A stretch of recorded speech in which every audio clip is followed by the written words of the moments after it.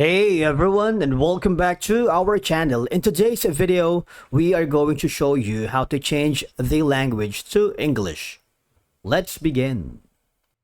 To change the language in Adobe Premiere Pro to English, you just have to follow these simple steps. Number one option is changing the language through the Adobe Creative Cloud. Alright, so from here, all I have to do is log into your account, which is going to be on the top right corner. Click your profile picture right here, and then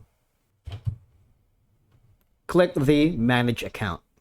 All right, now if you do, just hover down below where you can see the option that says first language and the second language.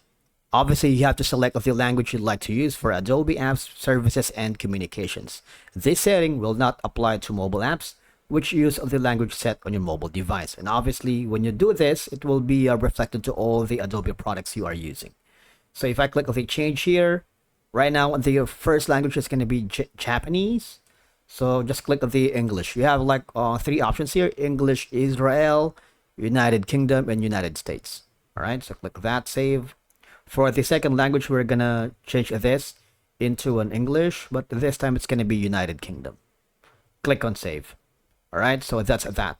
After doing so, go to the Adobe Premiere Pro application itself.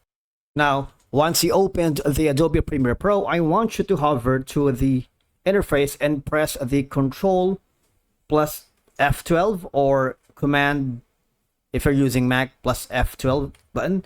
It would give you a console window. All right, and from here, all I have to do is type in on the search bar application language. But you want to make sure to go to the hamburger menu, type in debug database, and again type in application language.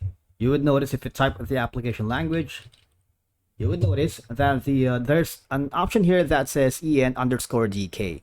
Basically, that's going to be for Denmark. So you're going to be using the Danish language. So for you to change it to US or English, you just have to click the en_US.